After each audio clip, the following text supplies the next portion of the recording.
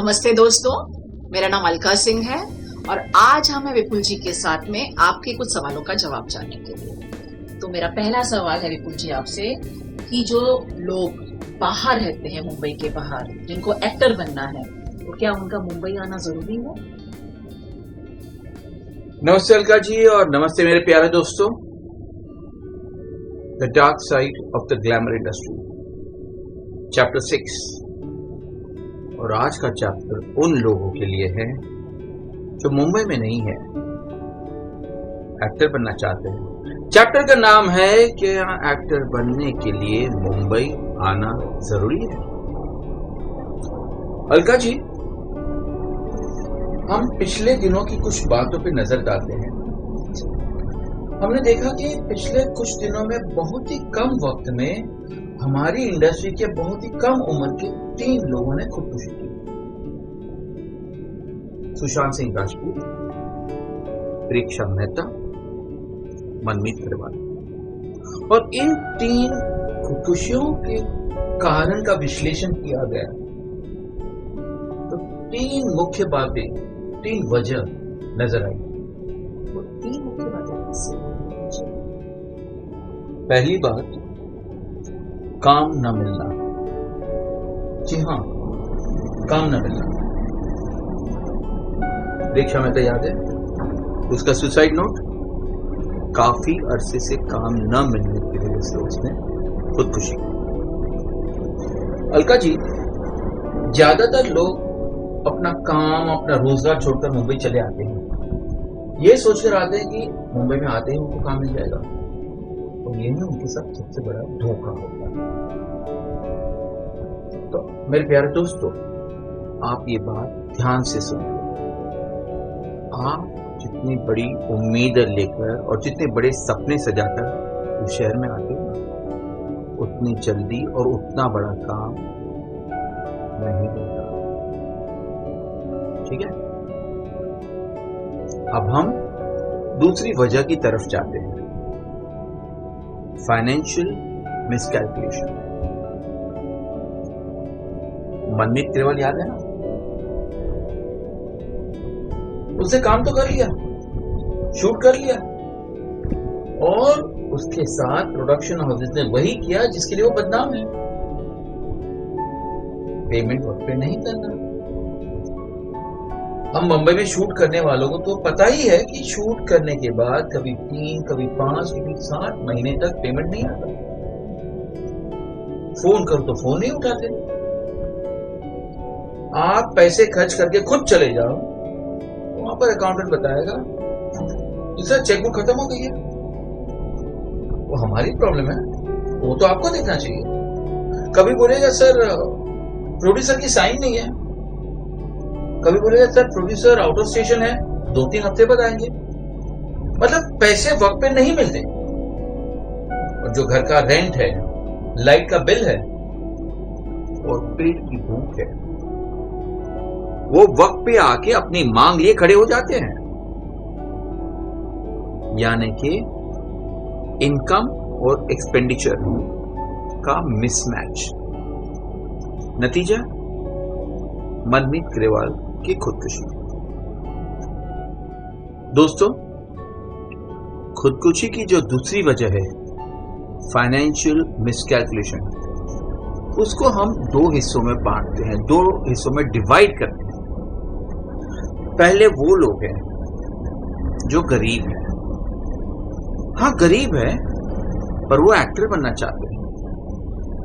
तो मेरे प्यारे गरीब दोस्तों, मुझे कहते हुए बहुत बुरा लग रहा है, लेकिन मैं आप लोगों को हाथ जोड़ के विनती करता हूं कि मुंबई आने से पहले मुंबई के आटे दाल का भाव समझ जरूर लीजिएगा।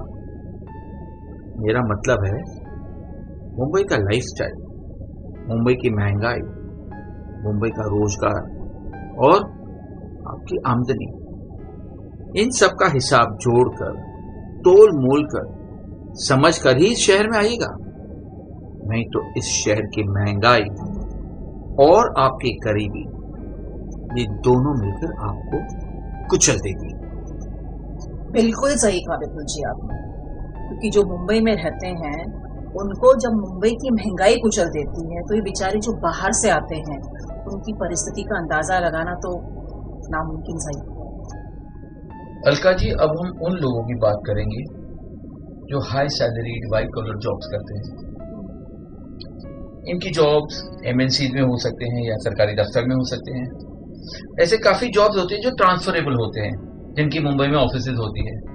तो अगर ऐसे किसी बंदे को या बंदी को मुंबई की ऑफिस में, वो भी वेस्टर्न सबर्ब में अगर ट्रांसफर मिल जाता है, उसके लिए तो सोने पे सुहागा है, बहुत लकी है वो लोग। पर हम उसकी बात नहीं कर रहे हैं, हम उनकी बात कर रहे हैं कि जो व्हाइट कॉलर जॉब्स कर रहे हैं, हाई सैलरी जॉब्स कर रहे हैं, उनको जॉब छोड़ना पड़ रहा है क्योंकि उनके जो जॉब है उसका मुंबई के साथ कोई कनेक्शन नहीं है। तो ऐसे लोग अपने सेविंग्स के बलबूते पर, अपने सेविंग्स के भरोसे एक कैलकुलेटेड रिस्क लेकर मुंबई आते हैं। विपुल जी, जो अभी आपने शब्द बोला कैलकुलेटिव रिस्क, जरा उसको थोड़ा और डिटेल में बताइए। कैलकुलेटेड रिस्क, देखिए, ये जो बंदा है उसने एक नए शहर में आके एक नया घर बसाया है। अब उसने एक नौकरी छोड़ दी है, मतलब कि इनकम का एक दरवाजा बंद किया है और एक नए घर के जरिए एक्सपेंडिचर का एक नया दरवाजा खोला है। यानी कि फाइनेंशियल इम्बैलेंस की कहानी की शुरुआत हो गई है। याद रहे, ये सिर्फ शुरुआत है, पिक्चर अभी बाकी है। अब रोज रोज ऑडिशन के लिए जाना, खाने पीने के खर्चे, ट्रैवलिंग के खर्चे, ये तो होते ही है। तो सेविंग धीरे धीरे धीरे कम होती जाती है, टूटती जाती है। शुरू में शायद थोड़े एफडीज तोड़े, थोड़े पैसे आए तो थोड़े दिन खर्चा किया, ऑडिशन गए, खाने पीने का खर्चा हुआ। पर ये दिनों के बाद हफ्तों की बात हो जाती है, हफ्तों की बात महीनों की बात हो जाती है। आपकी सेविंग्स टूटती जा रही है। पहले एफडीज तोड़े, फिर शायद गहने बेचे, पर कहीं काम मिलने का नाम नहीं लेता। ऐसे वक्त पे हमें अपने आप पे पाबंदी लगानी चाहिए। पाबंदी किस बात की? खाना पीना तो जरूरी है ना। अलका जी, ये पाबंदियां खाने पीने के खर्चों पे नहीं, बल्कि उस कैलकुलेटेड रिस्क पर है। ये कैलकुलेटेड रिस्क, ये जुआ है। ये जुआ पैसों का नहीं है, जिंदगियों का जुआ है। और इस जुए में अगर कोई जीत जाता है तो वो सुपरस्टार बन जाता है, और अगर कोई हार गया तो उस हारने वाले के साथ साथ एक नहीं बल्कि 4 या 5 जिंदगियां तबाह हो जाती हैं। देखिए, किसी भी कलाकार के साथ उसके परिवार वाले जुड़े होते हैं, उसके माँ बाप बोलो, भाई बहन बोलो, बीवी बच्चे बोलो। तो इस कलाकार की जो हार होती है ना, उसकी जो काली परछाई होती है, इस कलाकार के साथ साथ उसके परिवार वालों को निकल जाती है। इसलिए हमें ये फाइनेंशियल मिसकैलकुलेशन जो है उसे जल्द से जल्द रोकना होगा और उसको रिवर्स करना होगा। रिवर्स करना कैसे मुमकिन है? देखिए, जैसे मैंने कहा, ये एक जुआ है। जुआ खेलना अच्छी बात तो नहीं, पर फिर भी अगर जुआ खेलने का शौक हो तो एक लिमिट बांध देते हैं। जी हाँ, आप अपने आप को 2 साल का वक्त दे दो कि अगर 2 साल के अंदर अंदर या 2 साल तक आप एक अच्छे कलाकार बन सके और आपने एक्टिंग की दुनिया में कुछ कर दिखाया तो अच्छी बात है। पर अगर अब तक 2 साल गुजर गए, आपके बचत के पैसे कम होते गए और आप कुछ नहीं कर पाए, तो आपको अपनी जिद छोड़कर जिंदगी तबाह करने के बदले, जो मैंने चैप्टर 4 में बताया था, ऑप्शन बी का सहारा लेकर अपने घर वालों के पास, अपने गांव, अपने शहर लौटना है। विपुल जी, 2 साल की लिमिट तो सही है, लेकिन बातचीत के दौरान आपने खुदकुशियों की 3 वजह बताई थी, तो वो तीसरी वजह कौन सी है? तीसरी और सबसे अहम वजह, इमोशनल इम्बैलेंस। सुशांत सिंह राजपूत, पता है ना क्या हुआ था? जब आप अपने घर, अपने शहर, अपने घर वालों को छोड़कर किसी पराये शहर में आते हो, दिन भर भागदौड़ करते हो, इस प्रोड्यूसर से मिलने गए या ऑडिशन देने गए, यहाँ किसी और के साथ मीटिंग की, रात को जब घर पर लौटते हो ना, तो तुम्हें घर की बेजान चार दीवारी नहीं चाहिए।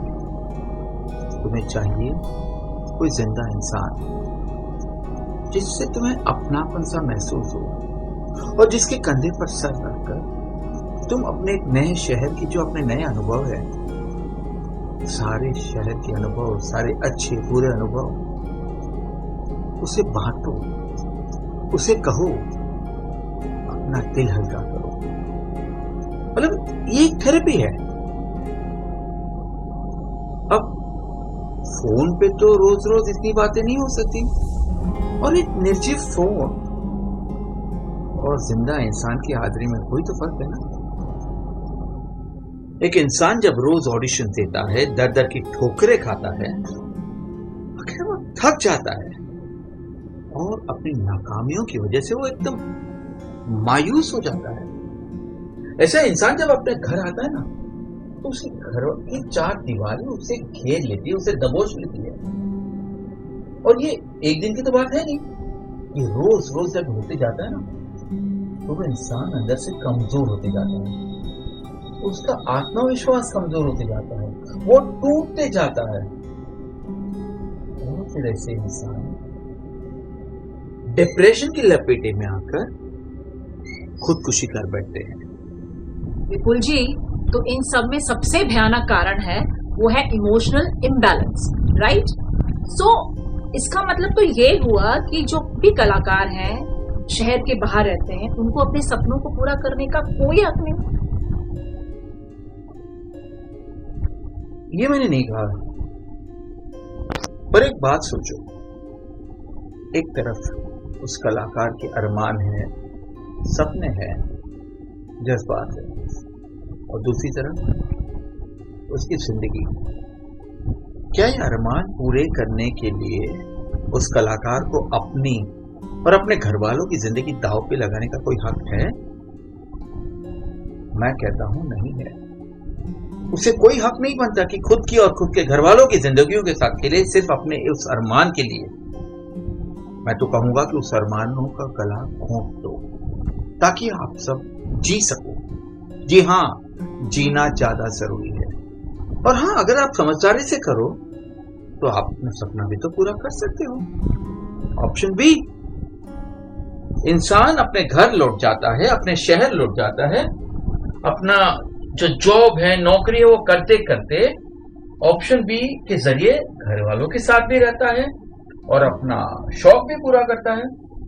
रोज बैठे बैठे अपने प्रोफाइल भेज दिया करें। किसी को प्रोफाइल पसंद आता है तो अपना एक सेल्फ ऑडिशन करके ऑनलाइन भेज दिया करें। उसके लिए उसका अपना शहर छोड़ने की कोई जरूरत नहीं है। अगर उसको थिएटर करना है तो कोई लोकल थिएटर ग्रुप ज्वाइन करके रोज शाम को 2 घंटे रिहर्सल के लिए जाए, ताकि अंदर के जो एक्टर के जो जज्बात है, वो जज्बातों को वो कुचल ना दे, पर साथ साथ अपनी जिंदगी भी जी ले। क्या पता किसी को शो में कोई कास्टिंग डायरेक्टर उसे देख भी लेता है और उसे पसंद भी कर लेता है, तो किस्मत तो पलट गई ना। बहुत ही सुंदर बात कही है विपुल जी आपने। ऑप्शन बी के जरिए अगर कलाकार ऑप्शन बी का इस्तेमाल करता है तो ना केवल वो अपने परिवार के साथ में सुख शांति से रहता है, बल्कि अपने सपनों को भी पूरा कर लेता है। और अगर जब उसको चांस मिलता है मुंबई शहर में एक अच्छे प्लेटफॉर्म पर, तो उनका स्वागत है मुंबई शहर में अपना टैलेंट दिखाने के लिए। बहुत बहुत शुक्रिया विपुल जी। Thank you very much. Say no to failure. Say no to suicide. Say yes to option B. Say yes to life.